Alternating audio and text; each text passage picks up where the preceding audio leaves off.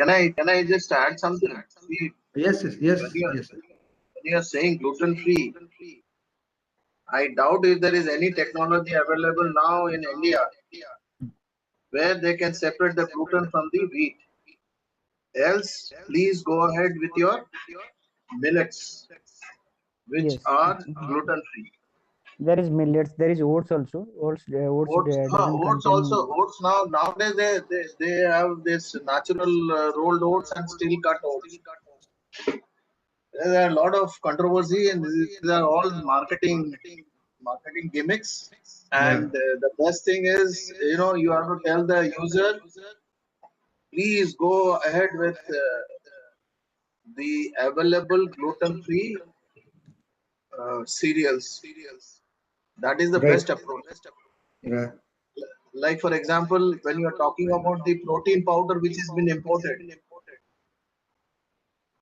what is the PDCAS score? Nobody is going to know. The organization has to first educate them that you have to know what is a PDCAS score, then sell the protein. But nowadays you have protein house and everything made building up muscles. These are all steroids, and we have done the test.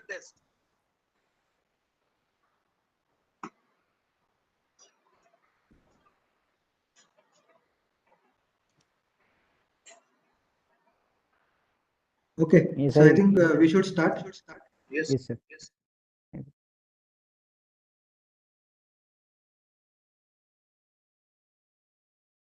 So our module 5 talks about support services. So support services are mostly the testing facility, pest control, cleaning maintenance, waste handling, training, audit documentation, traceability, and recall. So one by one we'll see. See, quality control, quality assurance, some people call it as called QC laboratory, some QA laboratory. Okay, okay. So depending on the terminologies, what is requirement by the meat processing facility or regulatory requirement is basic testing, like you should be able to test incoming material, in process material, and finished goods. So finished goods, we have seen that table 5A and 5U. For microbiological examination, you should have a laboratory which can analyze air, water, personal hygiene swabs. There can be knives swabs also sometime, okay, packaging material swabs sometime. So pathogen testing can also be carried out. There is no if you are having pathogen testing laboratory, then there are definitely certain high uh, care requirement where you can have high HEPA filters, or laboratories completely segregated in another building, or there is prevention of movement from laboratory to other process area. Okay, so that practices has to be followed. Main thing is this should not open directly into process area. Idea is, again, intent is prevention of cross contamination. Then next is finished product should conform to microbial standard. So which microbial standard, which we have seen, microbial standard for meat is coming under 5A and 5B. 5B talks about food safety criteria, that is pathogens, and 5A talks about hygiene indicators like aerobic plate count, yeast and mold, okay, staphylococcus. These are indicators of hygiene. So both the things you should be able to, or if you don't have in-house laboratory, then there has to be arrangement for getting testing as per the frequency defined in external lab. But mandatory thing here is your finished product should be tested once in 6 months for parameters specified in contaminants and toxin regulation. Okay, that is one. Then microbiological part from food additives standards, that is second. This parameter you should get it analyzed.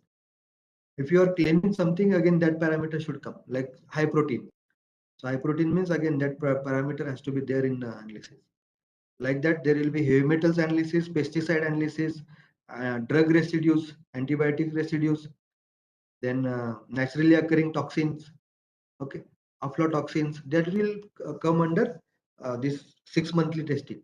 Okay, because in-house we cannot test each batch for uh, the contaminants which are there in the contaminant toxin regulation. And we need to retain samples. Now important is 1 year shelf life. We have to retain sample 1 year, at least 1 year. Minimum 1 year we have to maintain till the end of the shelf life. Now pest control. Pest control is again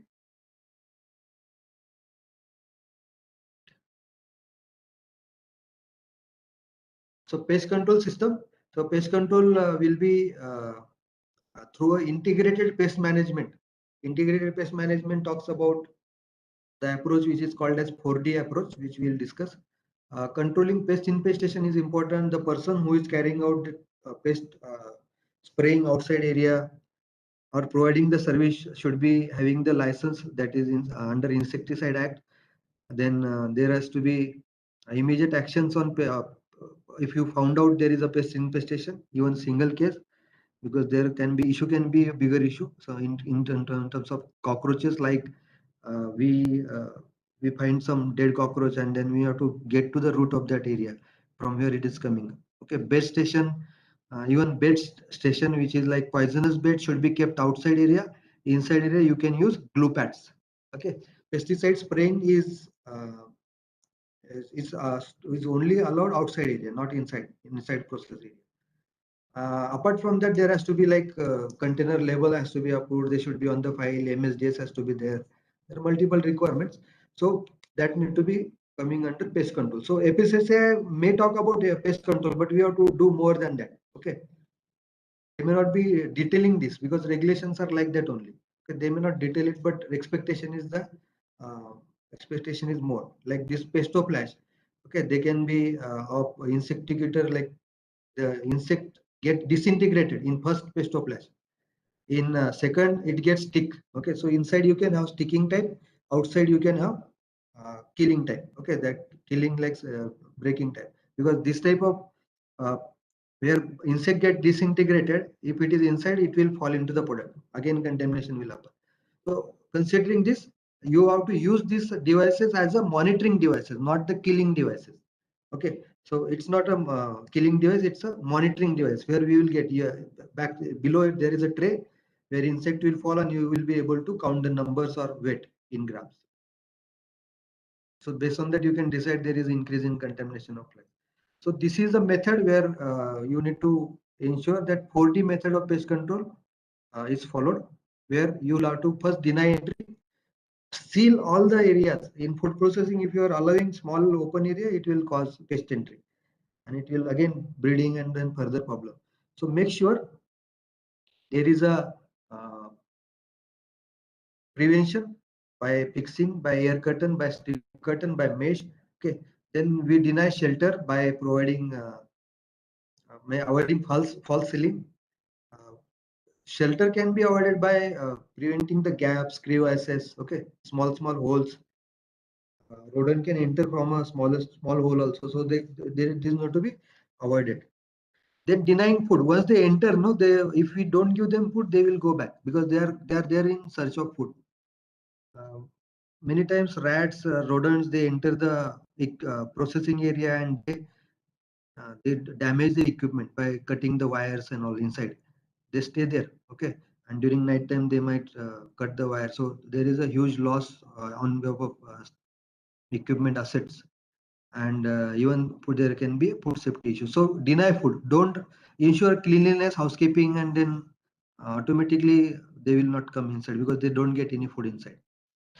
4D is eradication. Eradication can be done by having insectigator at particular area where you can monitor, and then based on that decide the spraying frequency and area which need to be sprayed. So this can be used. Glue pad also can be used. Where rats, there are now communications happening that rats also should not get issue, so they are working on preventing glue pads also. But ideally, as pest control agency suggests us, we have to follow that protocol. Maintain MSDS, important. Ensure safety, because the person who is spraying that person's safety is also important. Okay, and if there is a toxicity, serious toxicity, you need to have trained team member on giving first aid, or nearest hospital has to be identified. Okay, do not store it in open area. Do not store in facility because it is you don't have license to store that pesticide. That is a requirement under Insecticide Act. You should have license. Okay. Now coming to cleaning sanitation.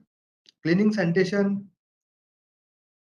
those cleaning sanitation protocol which we are following must be based on validations. Okay, validation. What is that meaning?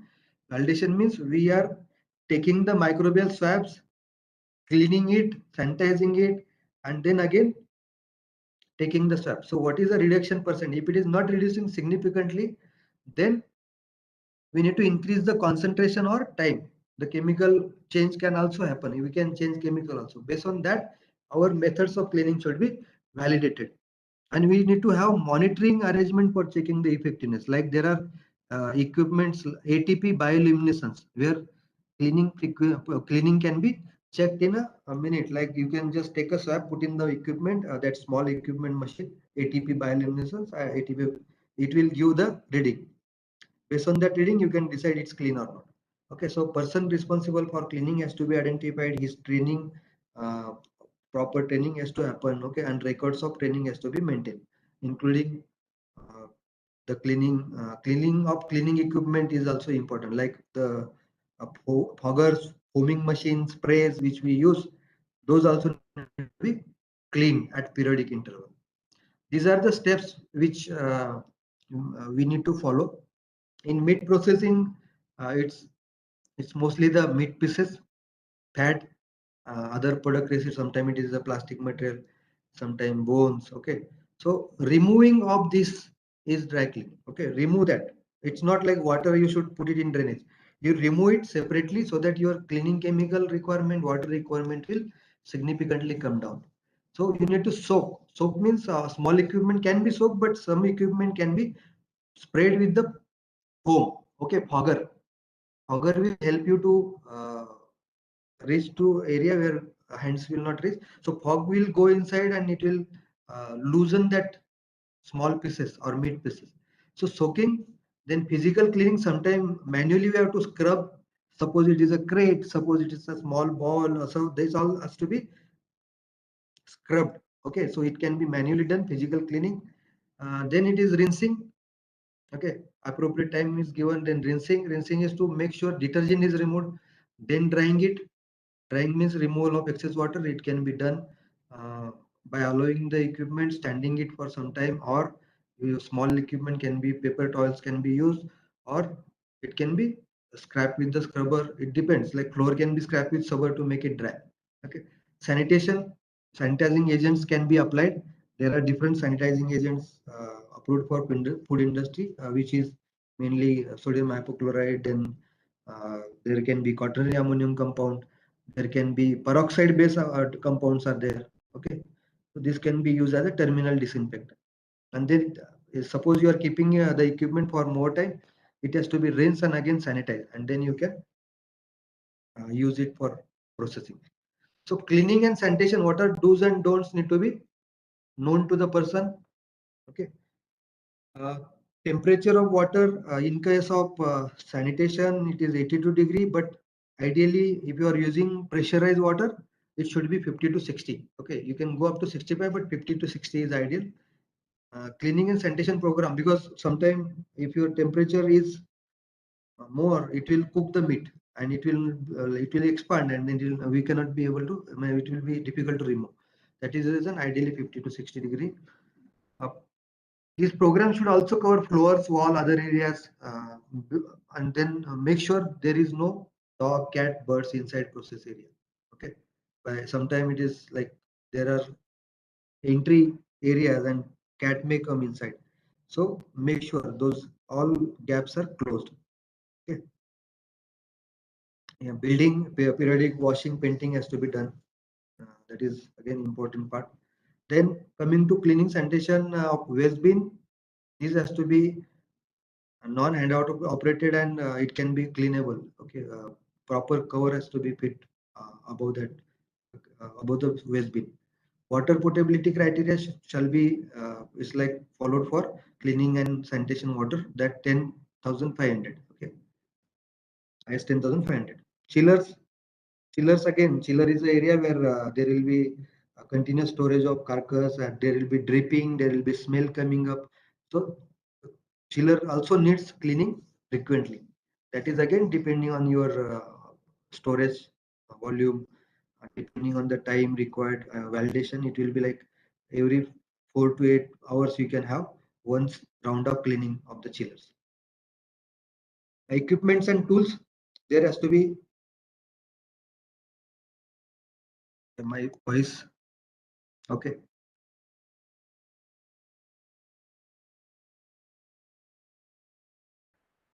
Cleaning and sanitation of equipments and tool prevent contamination. Then we can say the storage has to be above the ground, away from the wall. Ideally, if those chemicals are not problematic for the material which is used, like plastic, chlorine will make plastic brittle. So you need to have quaternary ammonium compound. Okay, it can be stored in quaternary ammonium compound, and whenever you want to use it, you can use it directly. Okay, so equipments and tool installation has to be there. That with the principle of away from the ground, above the ground, away from the wall. It can be wall mounted. Chemicals should be stored separately. There has to be separate storage area with lock and key arrangement. Proper storage of chemicals means the compatible chemicals should be stored together. Non-compatible should be stored away. Never mix toxic chemical in the storage. Toxic chemicals should not be stored in the chemical where food chemicals are stored, like internal sanitizer or detergent where equipment is they are used for equipment cleaning. You should not store toxic chemicals. Okay. Now coming to maintenance. Yes. Okay. Maintenance. Now there has to be preventive maintenance program. Now poultry slaughterhouses, there are multiple equipments like the entire line which is running, then stunner, then scalder, defeathering machine is there. Sometimes evisceration automatic machines are there. Spin chiller is there. Okay, deboning machines are there. So all machines need to have preventive maintenance program. Metal detectors are there. So this should be internally and externally calibrated. Certain equipments like need external calibration. Metal detector, thermometers. Okay, so those needs to be calibrated, and status has to be there on the equipment. Corrective maintenance. Preventive is before breakdown happens. Corrective maintenance is mostly breakdown happens and then person goes there and carry out the maintenance. That is corrective maintenance, and there has to be post maintenance verification. Now in some cases quality assurance team members goes there and they check the equipment. If there are any residues, oil, grease, loose atoms, they will check it and then release the equipment. Never allow temporary fix to any equipment which is in direct contact. Okay, if temporary fix is allowed, then we should monitor it for its integrity, and it should be replaced as soon as possible once you get the spares. Okay, so make sure product doesn't go. If you miss that, sometimes people are putting tape, sometimes they are putting stickers, plastic, okay, to fix something or some loose bolt. Okay, so this will go into the product and will cause a problem. So that is the reason temporary fixes should not be allowed. You should make sure that food grade grease is used where there is a direct contact surface, nearby direct contact surface, bearings. Okay, based on the risk, you need to make sure that you use food grade grease. Food grade grease doesn't mean that you can eat it. Whenever there is a problem or it falls into the product, it will not cause any harm. That is the purpose of food grade grease. Equipment breakdown record has to be maintained. There has to be loose item control policy, nut bolts, whatever maintenance people are taking it inside, they should carry outside.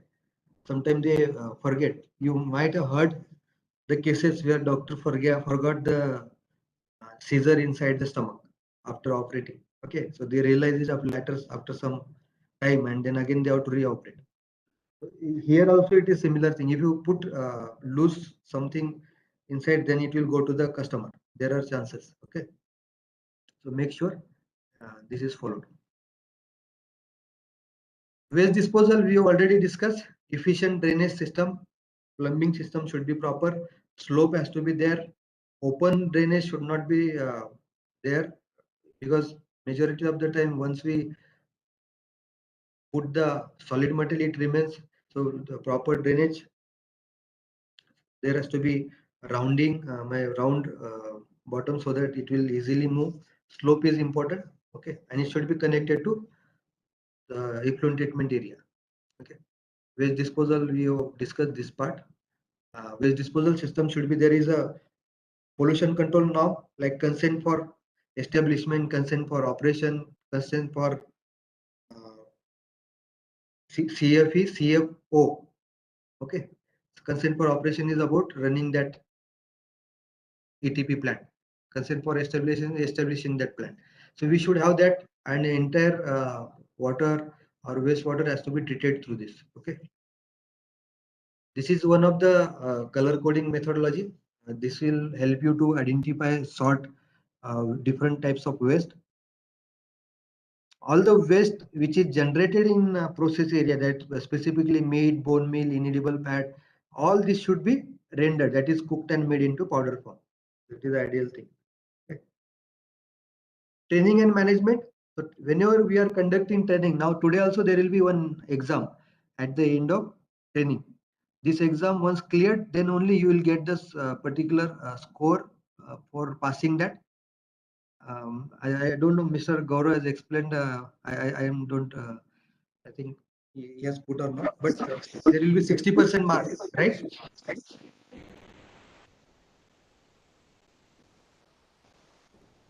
There will be 60% mark for passing, right?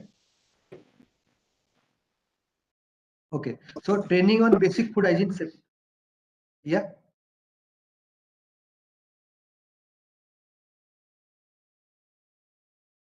Okay.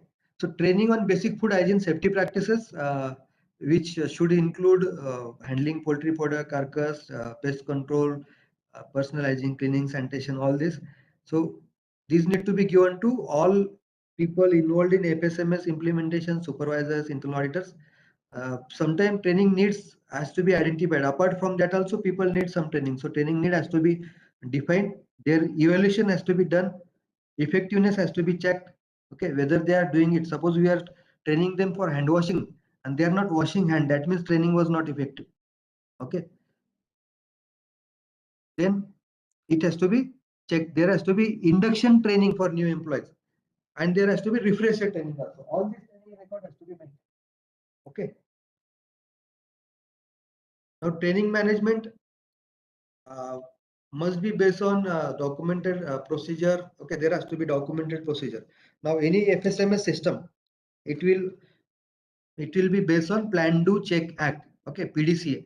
So planning means it is about your SOPs, processes, procedures. Doing means actually you are doing it, then recording it. Okay, checking it means if there is a problem, you're checking it or monitoring it and then taking action. Okay, so entire cycle of any standard or system is based on that PDCA. So make sure your managers are competent enough. They know how this product safety is to be maintained. Then they should be able to judge food hazards, biological, chemical, microbial hazard, uh, okay, chemical hazards. They need to be understanding those. They should be able to take appropriate preventive corrective actions and also ensure effective monitoring and supervision. Their education should be appropriate, qualification, experience for that particular role. Okay, and now this is this is one of the requirement, like there is a self evaluation and external audits. Now FSSAI has approved certain agency auditing agencies to carry out the audit related to the checklist designed by them. So that audit is that can be annual, but high risk it is important. This poultry, annually we should go for one external audit. You can do internal evaluation audit, but mandatory requirement is you have to go for external audit also. Okay, FSMS system is different, but as per FSSAI requirement, you should go or undergo the audit, and that audit report also will be that can be asked during form D1 filling. Okay, right now form D1 filling is online, so you have to consider that. Okay. Audit documentation and records. So periodic audit report has to be there. GMP, GHP audit, and you should maintain those records till a shelf life. But recommendation is shelf life plus 1 year. You should maintain the record. Okay, so whichever is more. So shelf life, suppose 1 year. So 1 plus 1 you can make and keep it for 2 years. So that is easier. Okay, sometimes at the end of shelf life we destroy and then we might get query on that particular thing. Okay, and we are not able to track it back. So 1 plus 1 year is enough. Suppose 1 year shelf life. You have to just add, suppose 3 days shelf life, you add it 1 and keep it for 1 year, 1 year, 3 days maximum. Okay. But certain in-house requirements are also there that you have to follow. Yeah. So please come again. First is the self life. So first is the self life, then 1 year. Yeah, that is ideally people are keeping it. Suppose shelf life is 12 months, people are keeping it for 2 years. Okay. So is it like, I'm not saying that it is mandatory, but it is the best practices. I suppose to keep the document. Yes, we have to keep the document. Yeah. So FSSAI will not mandate this thing, but it is like sometime it is required. So we need to have that record. Even we need sometime a record of even expired product is expired. We need to have record. Okay. So is it in a poultry environment? How do we keep the written document and the maintained document? Retention of the document can be a shelf life plus 1 year. That is a simple practice that can be done. We can keep, see, people are keeping it for 3 years, 5 years. Some organizations keep it for 8 years. Some soft copies can be kept for 99 years. Okay. So depending on system, if you have soft system, then you no need to, it will remain there. But hard copies, shelf life plus 1 year. That is a thumb rule. Okay.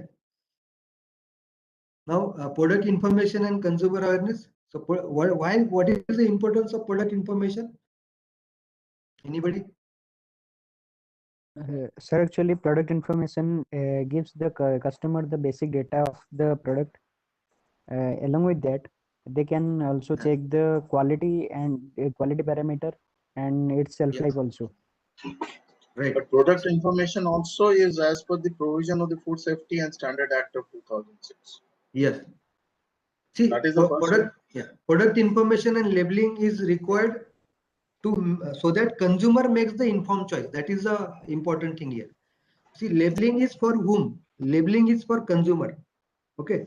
It's not for, we can say, see, regulations are there, but regulations are for consumer safety. So anything which we do, it's for consumer, so that consumer will make informed. Suppose example, we wrote that there is a allergen gluten on the label. If consumer is allergic, he will not buy the product. Okay, he will buy some other product. So when you say, you say product information and labeling, what do we mean by product information and labeling? Is it something which has been given in the label, or is it something else? No, product information talks about the product name, ingredients, okay, where it is manufactured, who manufactured it, like that. Okay. Cooking instructions, storage instructions.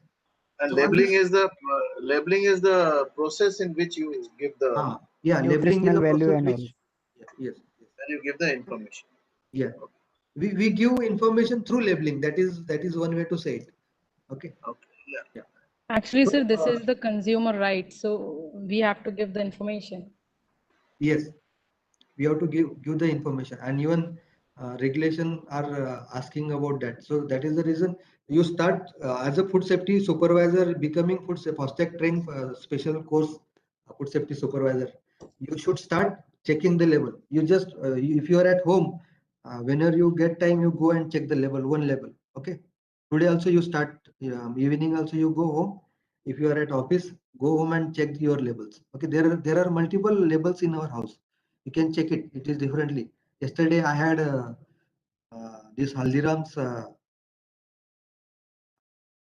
that particular product. Okay, sweet. So,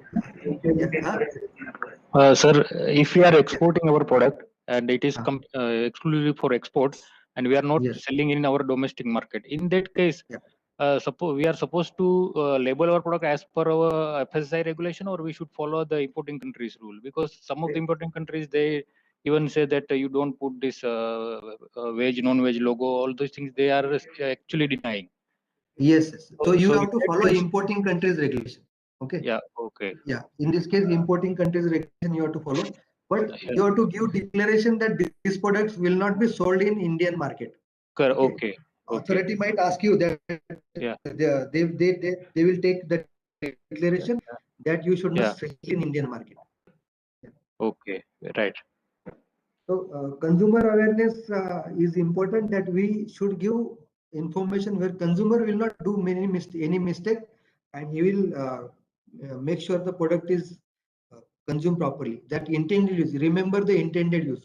This is where it comes. Okay. So storage preference. Sometimes people will take frozen chicken and keep it outside, allow it to thaw, and evening they might put it in a freezer. So till that time it might have spoiled. Okay, it might chill temperature. Then they put it in a freezer and again remove it, and sometime it is, they will feel that it is spoiled. They launch the complaint. So in such cases, ideally the instruction has to be very clear, that do not thaw. Okay, use directly.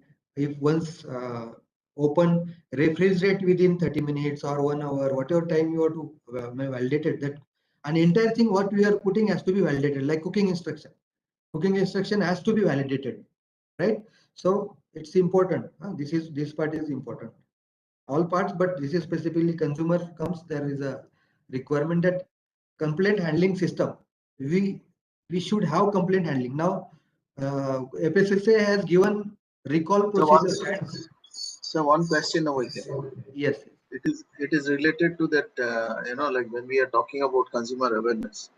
Okay. It's just a question for my knowledge, academic knowledge basically. Yeah. Okay. So when you thaw a poultry meat, which is the thumb rule, which is the best process? Running water or freezing in a freezer or microwave. Okay. Now it depends on what facilities you have, but anything which is getting thawed has to be minimum time. Okay, and if it is to be used as a chill, it should not go beyond that temperature. So ideally, to answer your question, if you want to thaw your time, you can thaw it in chiller at 0 to 4 degree frozen. Okay, it will take 24 to 48 hours. But if you don't have time, you have to use microwave. Right? Okay. You should not thaw it in a room temperature where temperature is 35 degree. Ideally, it has to be always thawed in a 0 to 4 degree. Okay, and it will retain the characteristic of meat. But where large volumes are handled, no, they use microwave thawing. Entire the quantity will go inside. At times, they say that okay, running water with a 18 to 20 degrees centigrade. Yes, yes. See, household purpose it can be done, but industrial purpose this will not work. And which is the household purpose? Which is the best temperature of running water? Running water can be used because you are going to immediately consume. So Okay. what is the ideal temperature? See, in any case, chilled product temperature should not go below above 4 degree. Okay. Okay. So you should see chicken. It is only two temperature mainly 0 to 4 degree and minus 18 degree. Okay. So because it retains that characteristic, it will not spoil, because above 5 it will start spoiling faster. Okay. Now coming to complaint, coming to complaint handling. The complaint handling has to be there. Any process which is set by the organization which is working, there has to be one person who is getting the complaints from consumers. There has to be now people are putting QR codes. Then there are multiple phone numbers are there. Then email is there. Okay, or certain links are also given, so you can launch the complaint. So depending on organization method or SOP, there has to be complaint handling system. Okay, you have to identify the root cause, Then in terms of some corrections required, you correct it. Correct action is detecting the root cause and taking action on it. That has to be followed, and there has to be trending and analysis and continual improvement. Majority of the industry where complaint handling system is there, they monitor it through per 100 metric ton or per 10 metric ton or per metric ton complaints, like that.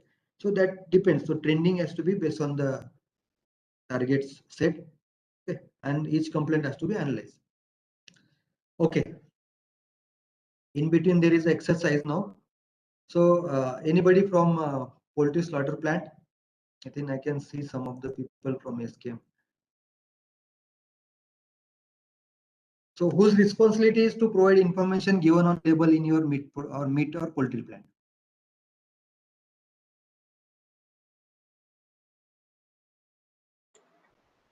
So actually, the information given on label will be mainly provided by the R&D department.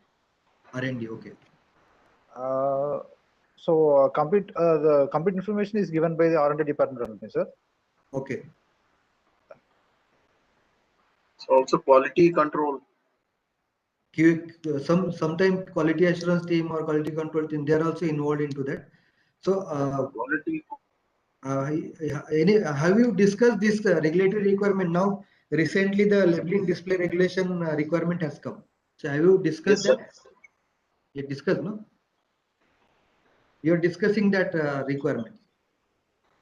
Anytime you have identified a market complaint because of labeling, or in your personal case also, suppose individually went and there was a expiry date written, but still they were selling, like that? Yes, sir. There is a Amul Cool that is packaged flavored milk available in the market.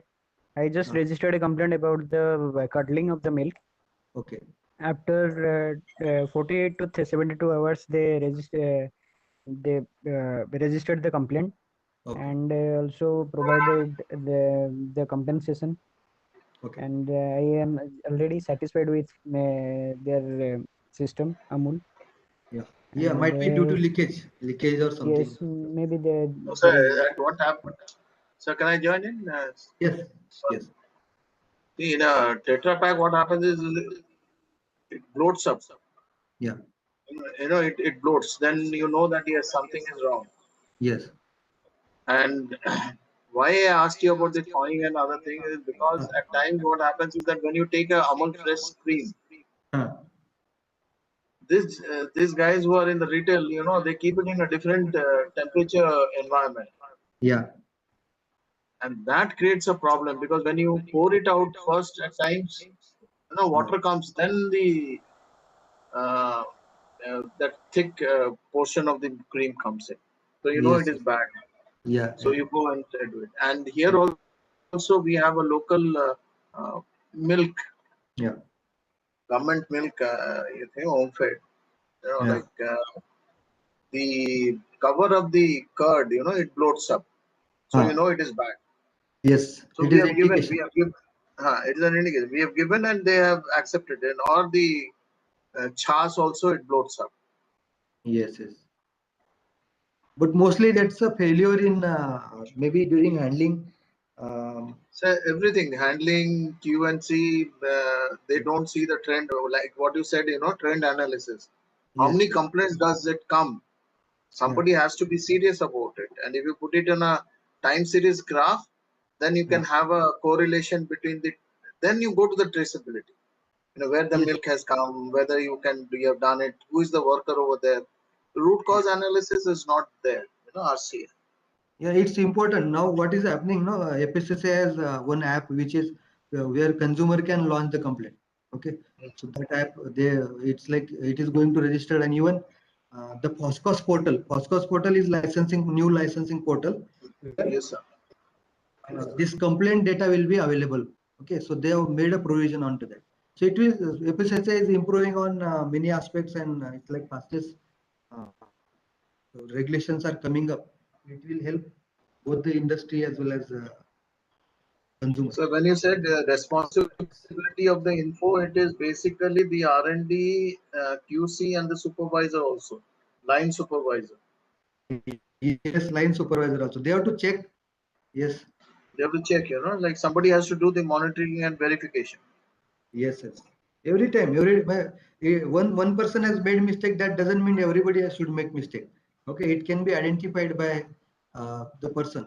Okay, so that is the reason supervision. Okay, supervision, supervisor has come from that word, that he has got supervision. Okay, so yeah, coming to next topic now, food traceability and recall.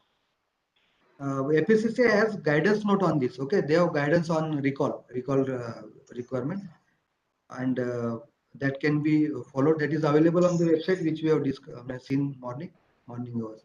So important is traceability's importance is to identify from where it has come, so that we can minimize the damage, because sometimes consumer might buy that product and keep it at home. If we tell them that this batch number is having problem, they will not eat that product, and further damage can be prevented. So that is one purpose, and you can trace back to supply.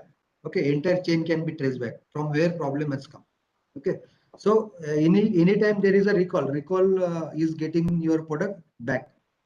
Okay, so recall regulation 2017 describes the detail about that procedure, so which we can follow. But recall product, when your recall is there, we need to make sure it is held under supervision, so that nobody can use it. Okay, sometimes it get mixed, so make sure, because recall product is having some problem, it should not go into the market again. That is the reason labeling is important. Should make sure if it is safe, then only it can be. Sometimes quality defects are there, labeling error is there. Okay, in that case you can resend to market proper labeling, but make sure it is getting thoroughly checked. Okay, and regulatory guidelines you have to follow. That is food recall regulation 2017. Yes. Okay, any question till section B? Now this is the important section. Sir, I would like to ask some question about the lubricant used in food industry. Okay. Some manufacturer of all these machineries recommend white petroleum as a lubricant. Would you think that is the best recommendation for us? See, anything whether it is white, black, red, whichever color. No, Important thing is white should be, petroleum, that is Vaseline and all. Yeah, see, it should have food grade certificate or certificate Yes. where it is mentioning that it is approved. That is the only thing. Whether it is whatever is there, you should not. You can trust, but you should verify. Okay. Yes, sir. Yeah, it is always a quality assurance principle is trust but verify. Yes, sir. Yeah, as an auditor also, you can trust but verify. Always verify whether certificate, whether it is really food grade. In some cases, I have seen in some places there were people who were adding the tissue paper in the milk to make it this milk as a thicker milk. Okay. Tissue paper. Tissue paper. So though it is like it is not going to cause any hazard, but it is not allowed there. Okay. So Yes, this type of thing. So that is the reason, even if it is white Vaseline or something, we need to verify whether it is allowed there or not, and that is based on the certificate. Okay. Manufacturer, suppliers declaration is not helpful. Okay. Remember this declaration anybody can give, but there has to be particular approval by agencies like NSF is there. Okay, then Pune there is a laboratory, chemical laboratory, where they can also give a certificate. So that has to be there. Clear? Yes, sir. Yeah. Now coming to the next part, food safety management system plan. This is important now. Those who have undergone HACCP training, they will understand it faster. Those who have not, they will need some time, but I will explain you through examples. Okay. So what we are going to see is we are going to see FSMS plan, HACCP, hazard, risk assessment. Okay. Now what is FSMS plan? So FSMS plan is nothing but a aggregation of pre-RPs, HACCP principle and all documentation. So entire thing comes under food safety management system. What is the role of FSMS? Yeah. Sir, say it again, sir. Aggregation of Prerequisite programs, HACCP principle and the documentation, related documentation, like procedures, formats, records, all these things. Okay, simple meaning of that FSMS plan. Now, when we say FSMS, Food Safety Management System, okay, we will call it as a FSMS. So what it does, FSMS will be able to identify weaknesses in product line. HACCP can be used as a tool.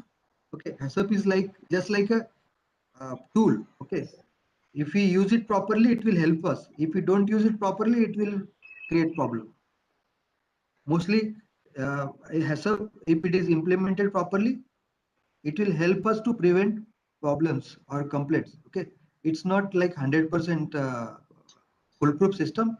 It will not make your zero complaint, because it will have some limitation. People working there have some limitation. Okay, so HACCP plan will cover entire. It should cover entire supply chain from raw material to finished good.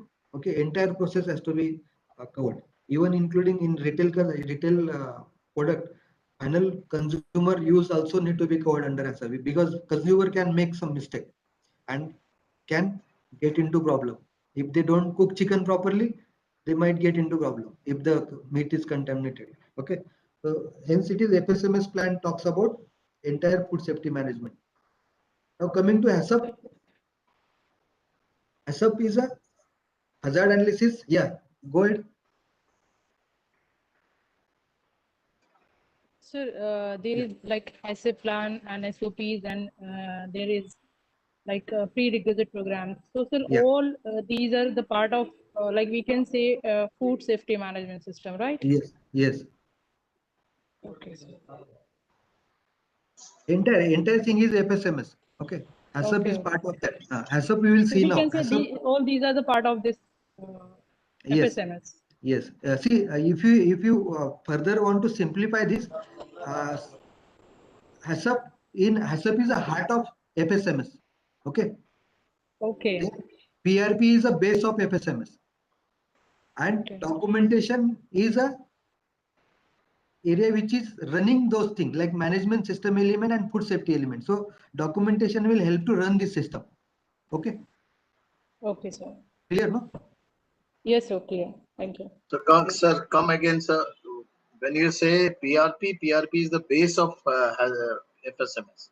Yes, sir. FSMS base is PRP. PRP means good manufacturing practices, standard operating procedure, GSP is good agricultural practices. Okay, that is Sir, base. before So- implementing HACCP, we have to follow the PRPs like GMP, GHPs, right? Right. First thing is PRP. Without PRP, nothing comes further. HACCP will not be successful if you don't have PRP. Okay. Okay, sir. Then HACCP becomes the part of FSMS. Yes. HACCP And is when you are saying, HACCP is a main part of FSMS. and when you say documentation, it is which runs the system so that you can go and refer back and come back again. Yes, yes. Okay. So these three things, these are important. Like documentation, we'll talk about procedures. So procedure is used for running the system. Okay. And record is again proving that we are running as per the system.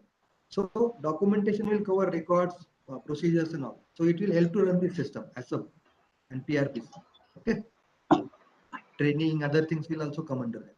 So HACCP is designed to identify and assess hazards, establish measures for the control of hazards, and focus is on prevention. So HACCP, when we say HACCP, it is for prevention, and it is science based. Okay, it is capable of accommodating changes like change in process. Then it can be implemented throughout the food chain. Even poultry farm also we can implement HACCP. Even hatchery also we can implement HACCP. Okay, feed mill also we can implement HACCP. We can implement HACCP all the places wherever.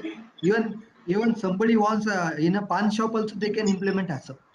Okay, so HACCP can be implemented anywhere. ନମସ୍କାର ନମସ୍କାର ମୁଁ actually ଗୋଟେ training ରେ ଅଛି ମୁଁ ପଚାରୁଛି କଣ କି ଏବେ ଯୋଉ ଆସିଥିଲା ଗୋଟେ 2 ବର୍ଷ ପାଇଁ ଗୋଟେ Okay, so next, what is required there? Full commitment from management and workforce, and it is a multidisciplinary approach. Okay, multidisciplinary means the team which is working there has to be multidisciplinary, different department, different functions, And when to use HACCP? When we design new product, when we design a new manufacturing process, modification of existing product or process, okay, we can implement or you can work on HACCP. Okay, choice of best option for product safety. This is a best choice right now. Now, coming to next step, understanding principles and prerequisites. So remember this thing, this is important again. Remember there are 5 prerequisites. Okay, how many prerequisites? 5 prerequisites and 7 principles. So 5 prerequisites is again, it's to successful HACCP. These 5 prerequisites are important. Without that, you cannot move ahead. Okay, so assembling HACCP team. First is HACCP team has to be assembled. HACCP team. What it does? It will describe the product.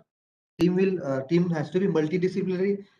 Person from production, person from maintenance, person from new product development, person from storage, person from HR admin, persons from quality assurance, one person microbiologist, chemist, veterinarian. All this has to be there in the HACCP team.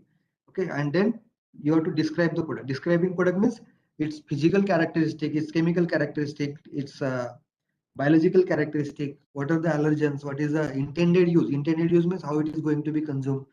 Like there sometimes products can be consumed about 12 months of age, okay, cannot be consumed by infants. Like that there are certain uses. So document intended use has to be defined. You need to define process flow. Process flow has to be verified on site. Paper, see, computer you can make process flow, but actually this process flow has to be verified by going on site. We have seen from hanging to chilling. So entire process has to be verified on site. We need to put all the small things inside, from where waste is coming, from where water is touching, where food contact is touching to the product. All these details has to be added. Okay. Now coming to principle 1. Once we are through with these 5 steps, first principle is identifying hazards. So we are going to take example. You just learn this and I will take you through the one example of CCP. Okay, real-time example in poultry. So principle, identify hazards, like a conducting hazard analysis. There are 3 different types of hazard which you have seen. Allergen is one of the hazard from chemical hazard. Okay, so we need to identify hazard, identify critical control points.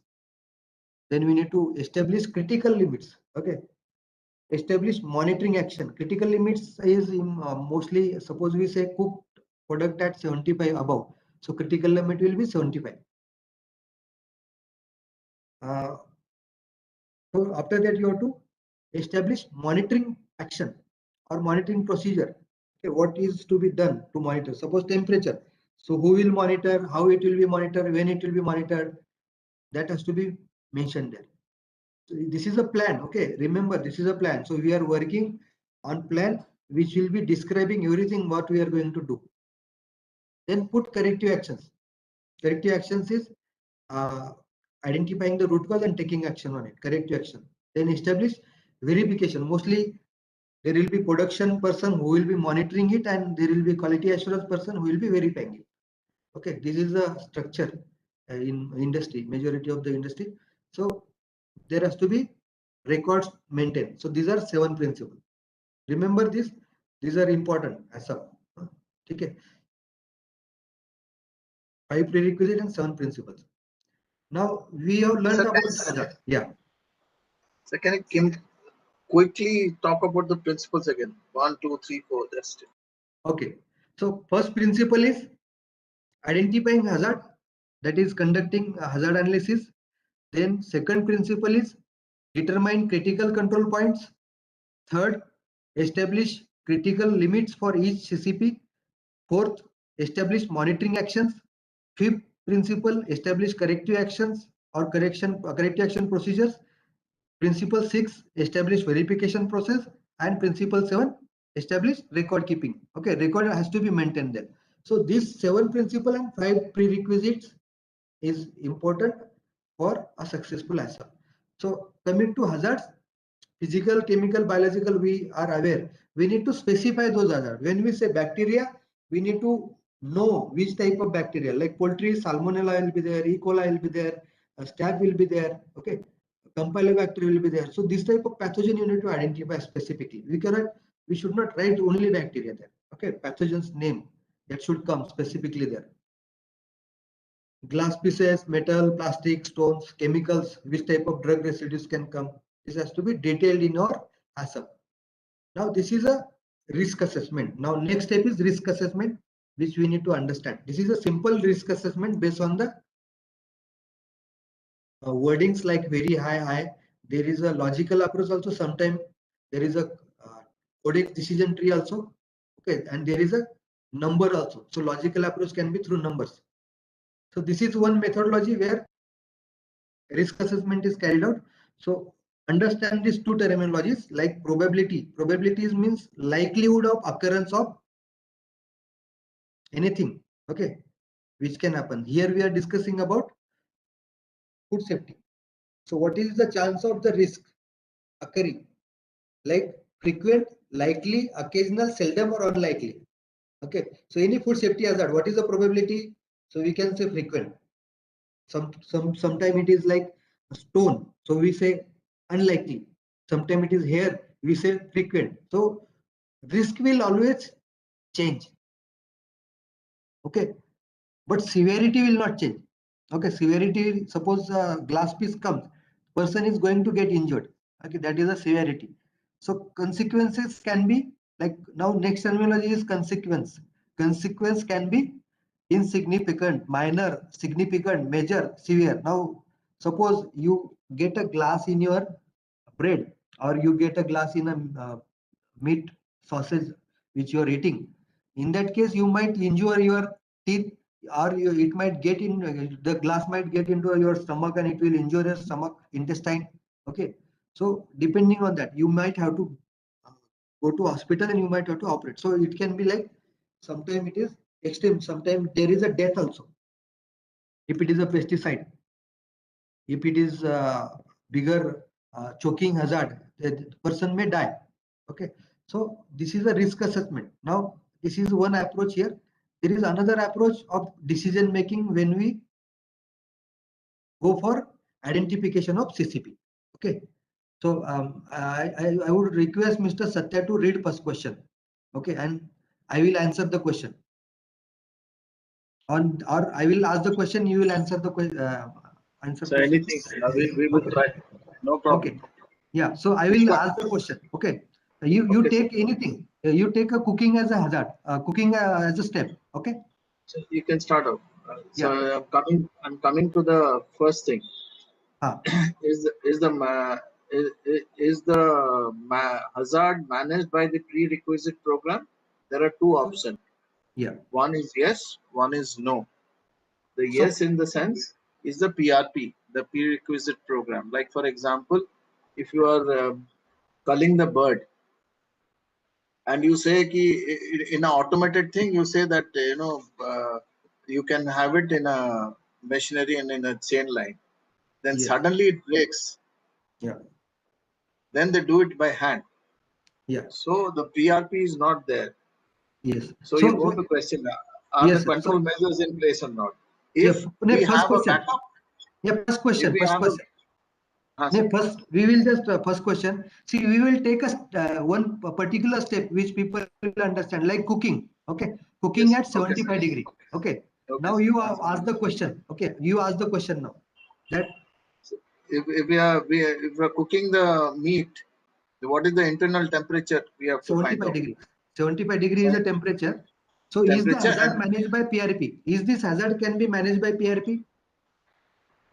So my prerequisite. answer is no. Yes. No. It cannot No, be managed. no. Yeah. So you ask second question. So that here I'm going to come. The Control. hazard in the sense, if you do not have a thermometer, then how do you measure? No, PRP If the program thermometer is not there, No, if the PRP thermometer is program, not, no, that is okay. PRP program is about like basic practices, hygiene, cleaning, sanitation. Can we manage cooking temperatures by these basic practices? No. no, sir. Yeah. So second question is, are control measure in place for the hazard?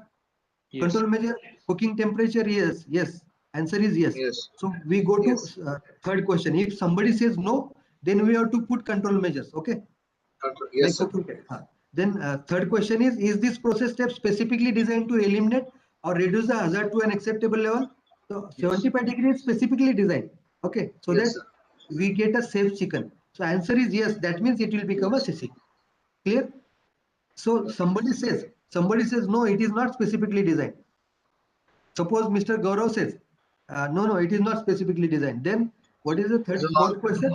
So contamination can become excess if we don't control it. So answer will be yes. And then is there any step after that, after cooking, is there any step? If answer is no, then it will become CC. Clear? Okay, sir. Yeah. So we'll take an example now. See, these are the normally HACCP plan maintained at poultry processing. Mostly this type of, or maybe some advanced are also there. Some logical approaches are there, numbers are there. But I am showing normally this is a HACCP plan, and we need to improve on that. That's the reason I am taking this another CCP, which is chilling of the birds, and I will take you through one of the session which is mentioning about detail of HACCP. Okay. Now understand this. I'll just take you to that session.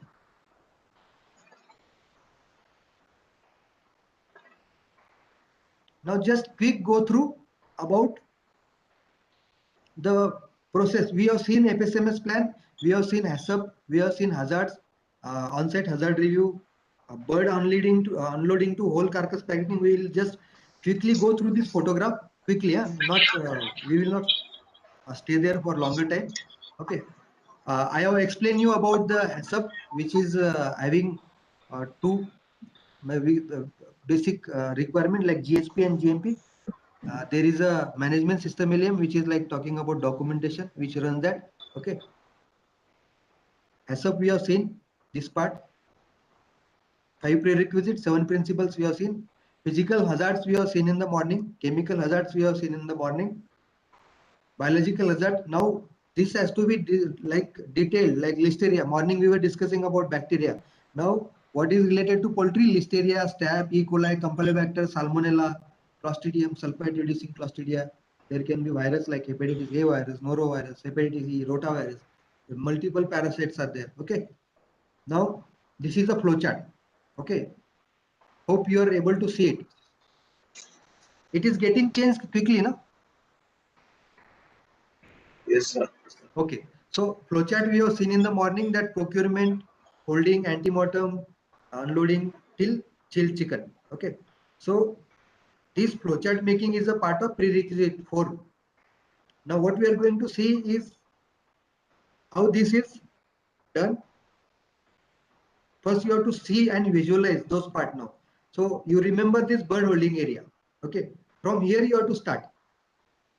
Okay. Hazard analysis. What can go wrong here? That need to be identified. What physical hazards can go wrong? What So physical hazard is suppose we are not giving a resting thing to the bird after it comes from the poultry farm for 30 minutes. First is the we are giving 30 minutes. Second is that when the transportation comes, the coop has to be not to be overcrowded, and it has to be not physical injury. Physical hazard is about stone, then glass, all these things. Okay, we need to identify those.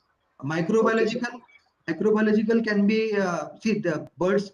They will be defecating during this lineage, during transportation also. So that dirty coops can also contribute the bacteria there, right? Okay. So we need to identify those hazards. So I'll quickly go to next. Like there is an antemortem inspection. Okay. There also you need to find out what are the physical, chemical, biological hazard.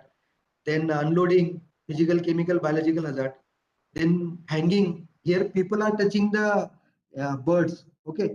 So they are also contributing bacteria there. Shackles, if dirty shackles are there, they will also contribute the bacteria. Okay. Then breast comforter also can they will contribute some bacteria there. Okay, so microbial load will increase whenever you are having unsanitized surface. So hazard analysis has to be at each step. Okay, then there will be stunning, then slaughtering, manual slaughter will be there. Okay, then bleeding will be there. Then bird counting cannot be causing any hazard. Okay. Scalding, yes, scalding, there will be again dirty water, which is if not maintain proper flow, it will contaminate the bird. Okay, so biological hazard can happen here. Here also some biological hazard can happen. Deep feathering machine fingers are not clean properly. There also it can happen. Head and trachea puller, there also it can happen. Okay, because it is touching. You can see it's touching to the carcass. So here also, if it is not cleaned properly, it will contribute. Okay, hog cutter, it can contribute. Claw unloader, that it can contribute. You can see the rubber fingers here. Okay, this if it is not cleaned properly, it will contaminate shackle also. Okay. Then birds evisceration section. Here also people are touching the product. Okay, carcass. So here also it will get contaminated. And so putting control measure of sanitation, like you can see Vent gun here. So that he is making the hole here also, it will get contaminated. Okay, you can see it is touching. This equipment is touching the carcass. Also, they are contributing some bacteria here. If intestine is damaged, it will also contaminate the carcass. Then there is a vent opening. Again, okay. Harvesting of internal organs, crop removal. Okay, this is a crop removal here. Here also brush touching the surface. Rotating brush. Here lung sucker is there. So lung removal gun, which also is touching the bird, that also need to be sanitized. So that also will contribute some bacteria. So you see how many points are there where birds will get contaminated. Now comes the cleaning part. So inside outside bird washer, the water use has to be like cleaning the inside and outside of the bird. So slowly now microbial count will start reducing from here. Okay. It will go to spin chiller. Now spin chiller is again a tank. You can see the tank. These are the augers here. This is the auger here inside, and then this rotating, it will transfer bird to next section, and it will come out. Okay. So this will like spin chiller exit here. This is a ice addition to the, this is a main auger here. You can see sorting inspection, again there can be a touching. Here also auto grade, there is a weighing. There also it can be touching to the part. Okay. So like that, we understand that each step there will be physical, chemical, biological hazard which need to be considered. Okay. Sometimes physical hazard may not be there. Sometimes chemical hazard may not be there. Sometimes microbiological hazard may not be there. So based on that risk assessment, we need to find out, and we need to find out the probability as well as severity. Clear? This decision tree we have seen. Now coming to the CCP determination.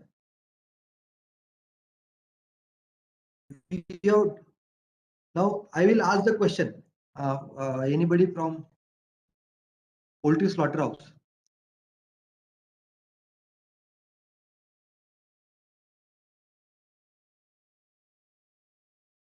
Yeah, anybody from poultry slaughterhouse? Yes. Yes, sir. Uh, Carry on. yeah. We'll it's not. Okay. We'll try. Okay. Okay. So coming to the step, First which is called question. as chilling. Okay, this is a chilling step. Carcass chilling is a step. Okay, so I will ask you the questions. So now what is the hazard type? Biological hazard we will see. Okay, potential hazard we say microbial load, which is specifically salmonella. We will say likelihood of occurrence is medium, severity is high, risk is medium high. Okay, so here what are the parameters? Preventive measures: temperature of the chiller has to be maintained, GMPG has to be followed. Now we are asking the questions here. Okay, so first question: is the hazard like salmonella can be managed by PRP? Answer: what is yes or no? No, sir. No. Okay. Second question: are control measure in place for the hazard? Is there control measure in place? Yes. Yes. Yes. Spin chilling and chlorine addition, that is the control measure we have there. Okay. Now, Yes, sir. third question: is this process specifically designed to eliminate or reduce the hazard to an acceptable level. Now, salmonella means we have to eliminate. So is this chilling step is specifically designed? Yes. So it has become CCP. Okay. CCP1. So yeah, it has become CCP1. Now coming this is clear. Yes, sir. Yes, sir. Yeah. So now coming to making CCP plan. So CCP number 1 is process step is chilling of dress bud. Okay, or we can say carcass. What is a hazard? Pathogenic microbes like salmonella. You can write salmonella. Okay, or there can be other pathogens also, but specifically pathogen you can mention, or you can write other pathogens which can be also of importance, like E. coli is there. Okay, E. coli, Campylobacter. You can write that detail. I'm specifically taking one example here. Now, what is the critical limit?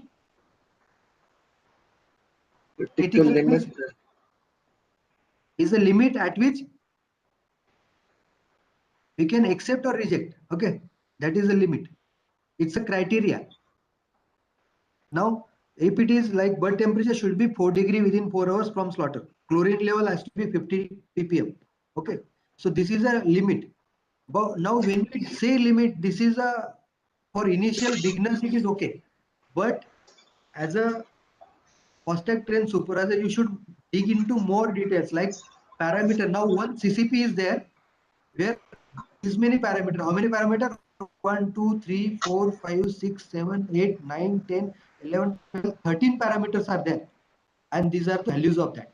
Okay. So when we say critical limit, so critical limit will be this parameter. This parameter will become critical limit. Right?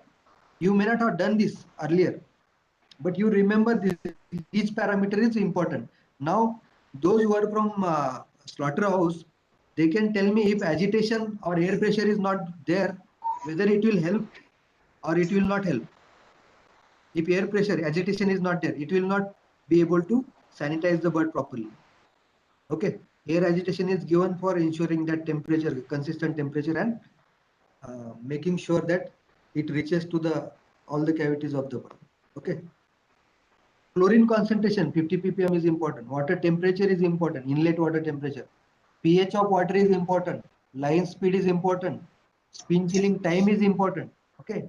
These are all parameters under critical limit. Even if it is not maintained, suppose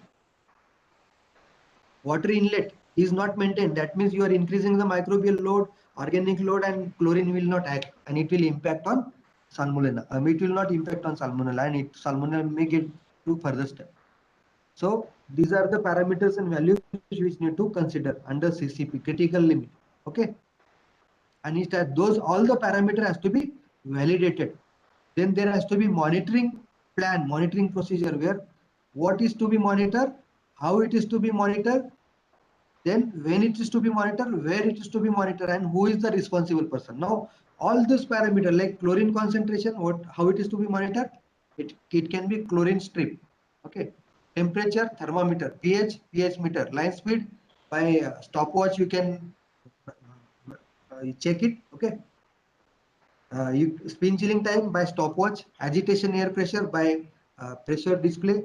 Okay, weight of the carcass by weight weighing balance, temperature again thermometer, strokes per minute you can monitor it through measurement as a stopwatch by using stopwatch, stroke volume by measurement of volume, water inlet you can measure in volume again liter per hour, ice also, ice is not there, temperature cannot be achieved. Okay, so for one CCP there can be multiple parameters under critical limit and there will be values for that, both are important. Clear? So we were up to monitoring. Now corrective action. Corrective action is detecting the root cause and taking action on it. Suppose chlorine level is less. You found out chlorine level. So during that last check and this check, whatever birds were there, you have to again make sure it is properly chlorinated or you just reworked it. Okay. Sometimes there can be long term like chiller water temperature might be issue. It might be coming 3 and you want to 1 degree. So temporarily you are adding ice. You can have longer time for corrective action. Sometimes the verification which is done by quality assurance, again what you have to check is what temperature on all these parameters which we have discussed. How? Again, If it is a pressure, then display, then again it's temperature, thermometer, pH meter, like that. When means you can be 2 times per shift, it can be hourly once, it can be based on the risk. Okay. If your line is stabilized and there are no issue, you can have once in a 2 hours. Okay. Responsibility can be QA supervisor. And what are the records to be maintained? Validations record, justification record, chlorine level monitoring record, temperature monitoring records. Okay. Daily verification checklist, audit records, calibration records. There are multiple records need to be maintained under this asset. Even corrective action and corrective yes, sir. Yes. So correction now, yeah, correction is an immediate rectification, and corrective action is identifying the root cause and taking action on root cause. Okay. Root cause. Okay, sir. Yeah. So summarize, HACCP is very good tool to prevent hazard. It can be, it can differ from paper and on-site. Okay, that is the reason we need to go on-site and check the flowchart. Parameters and values, remember this, parameters values are important and thoroughly reviewed. Okay, and HACCP will work when it is practically implemented. So we complete this session on HACCP. Any question on HACCP, you can ask me. So we can take a break here for 5 minutes. Yeah, we can take a break and we will have hygiene and safety of egg. It will be again a quick session. Okay. Okay, sir. We will So just take a give a break. break. Shared the PowerPoint, sir. It's very difficult to follow because there are too many slides and not enough time to read. So please share the slides, sir. Yes, yes, it will be there. If I'm going fast, I will slow down. Okay. Hope you remember. You will remember this HACCP part at least. Okay. So we will meet around 12. Sorry, it's 15:13 now. 15:20. Okay. 3:20. We will again meet.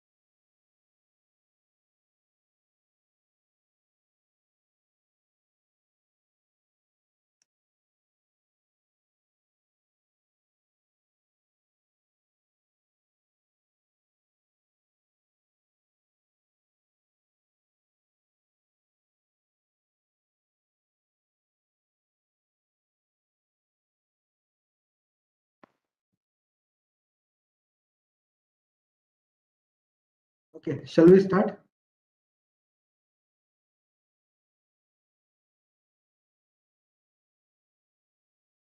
Yes, sir. Okay. Yes, sir. So before going to the session, next session is about, there is some echo. Okay. Next session is about eggs. So first thing you need to understand is about structure of an egg. Okay. Everybody might know this structure of egg, but we will see in context of making it hygienic egg or where pathogen can enter. We need to understand that. Okay. So yellow color is yolk. This is a shell here. Okay. I've shown it in different color, but it's white. Then this is air shell. Okay. Air shell has got outer membrane and inner membrane. Okay. Now the whether egg is fresh or not, that is one of the indicator here. If it is bigger, then egg is not fresh. Albumin. Okay. This is entire white is albumin, or you can call it as egg white. Inside there is a germinal disc. These are Kalaji, or you can say chalaji. This is mostly the terminology is Kalaji. Okay, Kalaja.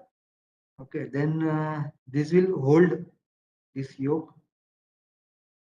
Then there is a vitelline membrane which is covering this yolk. Okay, these are the major part of structure of an egg.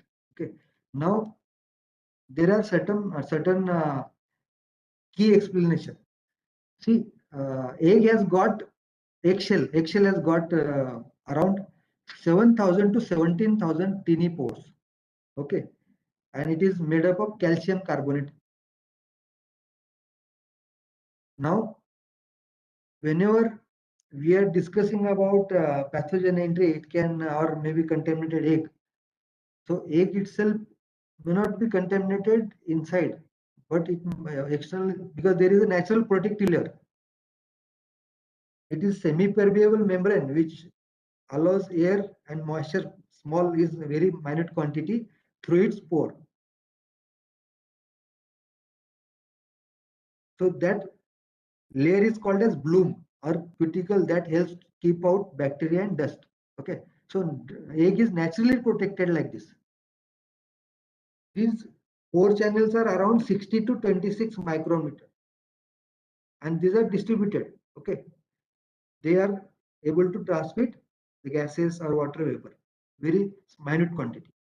So coming to our PPT again,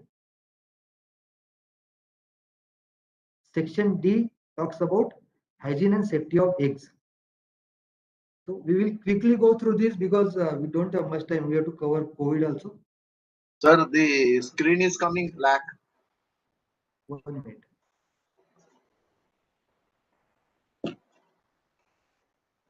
It is visible now?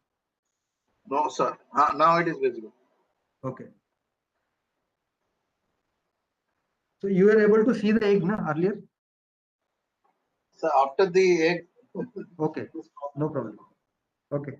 So now see, egg hygiene starts from now. This is for mostly table eggs, where products like eggs are sold in a retail market also.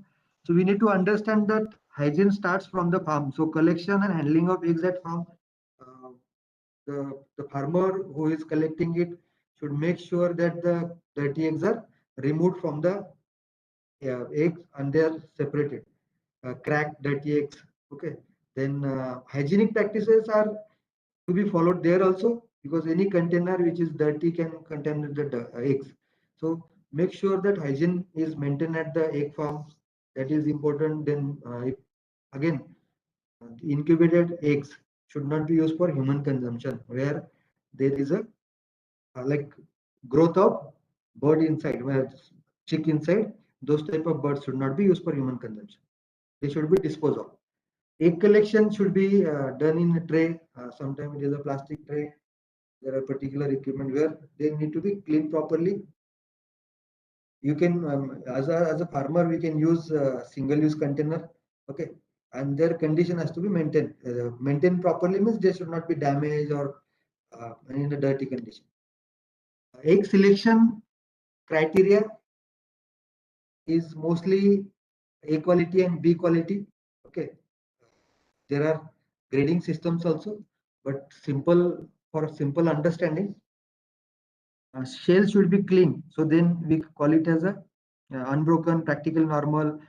Egg should be clear, firm. Yolk should be. So covering all these parameters, it will become AA quality. Even if it is air cell, now you can see the second point, air cell. It is increasing here. So then there will be quality deterioration. Okay. Even yolk also sometimes when we break the egg, it will immediately spread. So that time also it is like not considered good. So considering this, we can segregate, okay, so that it will be sold at a retail area, okay, or retail store. So making this further in detail, like cleaning, packaging, and storage. So entire objective about ensuring this cleaning sanitation of the egg is to consumer safety. Okay, this is related to consumer safety again, because eggs are sometimes it is washed, sometimes there are directly sold in the market. Okay, washing facilities are also there, which can I'll show you some example here where sorting, grading is done. So there are facilities where eggs are packed or maybe processed in a bigger way. So sorting and grading happens. Sometimes it's washing, drying, then oiling. Oiling also increase the shelf life of the egg. Okay, there are processes like candling, packing, storage, and distribution. So this is again when we say sorting, cleaning, and grading. So eggs are graded as per the weight, like less than 50 grams, smaller eggs, regular 50 to 60 gram, and larger is more than 60 gram. Okay, so depending on the sorting, grading is being carried out. Then washing of the eggs is here. Washing of eggs should be carried out in a very careful manner because we should not be disturbing their natural bloom, natural protective level. Okay, if we break it and then again there is a problem that it will have external contamination going inside. It is at very micro level, so we may not be noticing that, but it will cause contamination. Okay. So eggs should not be soaked prior to or during washing. It is like processing is mostly it's online processing. Individual egg cannot be washed and again. If it is a smaller volume, we can do it at home. Also, we can wash and then prepare it for cooking. So it differs from industrial level to home. Okay, it will always differ. So this is one of the equipment here, egg washing. This is egg washer. There are series of steps inside that egg washer, and then it will egg will get clean. Okay. Sanitizer. There are sanitizers also used for eggs. Okay. So again, whenever you are using any sanitizer, that has to be labeled and approved for egg sanitation. Okay. Oiling. Sometimes there is a coating of food grade mineral oil. It is called as food grade mineral oil. It's a common practice so that shelf lives can be enhanced. Candling. Candling is again a process to identify any defect in a egg. It's a simple process where eggs are verified against the light source, so that you can see inside any dark area is there or not. Okay, this is called as candling. So it is mostly the blood defect, or suppose certain eggs are incubated, that also they can be identified here. Now, internal egg defects. See, as a food safety supervisor or fast track 10 food safety supervisor, you must be aware about this thing. Sometimes blood, so blood spot can come. Okay, meat spot can come. There can be bloody white. Okay, this albumin can be like it can be like this color. Okay, There can be mixed rot. Okay, so these are internal egg defects. These can be identified during candling also. So candling can identify certain defects which will be helpful for sorting out the eggs. Packing. So coming to packing of the eggs should be packed in a new packaging, and packing material should be made up of plastic or clean and dried paper trays. There are you can see this type of eco-friendly trays are available. Plastic trays are also available. Sometimes we get in plastic trays. Nowadays this is easy to handle. Even breakage is also less in this. Storage of egg, again, whenever you are grading the egg, it has to be stored at minimum 0 to 4 degrees Celsius. It will enhance the shelf life of the egg. Chiller rooms, if provided, again, should be equipped with temperature monitoring devices, humidity requirement, okay, and moisture humidity measurement should be there, and then only you can enhance the shelf life of the egg. Transportation. So coming to transportation should minimize the damage to the eggs. Hence, packing is important. The person who is handling the egg should have limited access for handling. Okay, because they are driving the vehicle, so they should not handle the eggs. And vehicle used for transportation should be closed. Okay, it should not properly covered. If sometimes lorries, trucks are used, they should be clean at periodic interval. Okay, and time temperature condition is important in this case. Okay, there can be mobile containers, tanker, like they can be used for cleaning and disinfection outside containers. Okay, egg, like the vehicles has to be properly, again, whenever the truckload is unloaded and then it comes to again farm, then there has to be proper sanitation, cleaning. Okay, distribution. Again, distribution important is avoid breakages. Wholesale distribution can be controlled through handling the eggs in a proper environment in a cold vehicle, okay, or refrigerated vehicle, where there can be less moisture loss during transportation, and ideally it should be transported at 0 to 4 degrees Celsius. Traceability, nowadays you can see traceability on eggs printed with inks. So stickers are also there. Sometimes their trays are labeled properly. So this traceability is important. There has to be identification of egg layer establishment from where it has come. Okay, egg farm or the farm layer farm. So the system should be easy to audit and record should be maintained for this. Quality tolerances, again, it will depend on the specifications. By if you are buying a larger quantity of eggs, so quality tolerances like not more than 5% of egg in the commodity.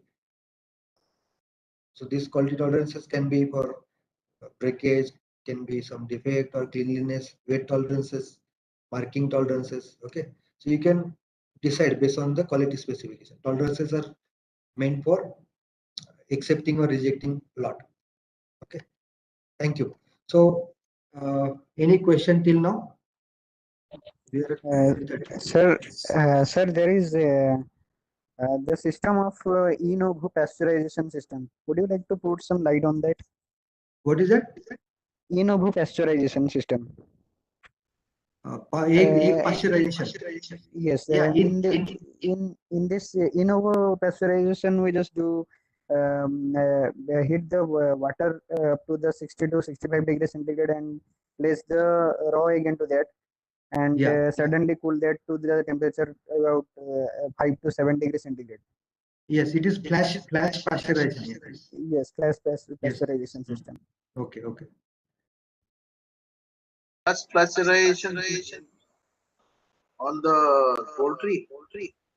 Yes, No, that's an egg. For eggs. Yeah. When you're doing the fluid or when you're mixing it. There is both system. After extracting the albumin and yolk, we differently pasteurize the product and fill that into the packaging system. But in in-ovo pasteurization system, some organizations are doing this by making pasteurizing egg as it is. They don't break the cells. They just keep the egg into the heated water of about 60 to 65 degrees centigrade and cool them into 5 to 7 degrees centigrade. Yeah.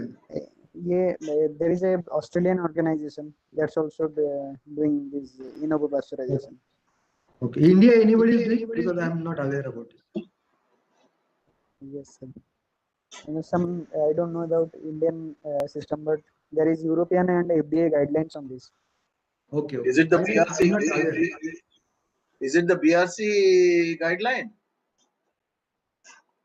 No, European EU guidelines might be there. Yes, sir, I European understand. guidelines. That's why I'm asking you. Is it FSSC or BRC? No, they may not have defined it. It might be some regulations or maybe processes defined by European Union in their country, Yeah. different countries. Okay, but no, our methods is not specified in regulation, like what type of activity we should do. They have not specified it. Okay. Anyway, we can go for whichever is best method for us, like flash. If it is that, even oil coating also people are doing. That is different. Okay. But this So, technology, I think, must be very costly. Well, it's not a question of cost, but must be updated and it's costly. yeah, might be. Yeah, because it's like a, chamber where it will the egg will pass for very short time, and then it goes to the further chilling. Chilling system, yes. Is it a whole egg or do we put the liquid? No, Whole egg. this is applied to whole egg. Yeah, But related table egg. some manufacturer in India they are using 3.5% of hydrogen peroxide solution to disinfect egg, and UV sterilization is also there up to 220 to 250 nanometer of the frequency. Okay, and what is shelf life they are getting? They are getting about 1 month 1 shelf month. life and above that. Yeah. So normally it will be 15 to 30, around 20 days, but it will enhance. Yes, sir. Okay. Okay. So any other question or shall we start COVID module?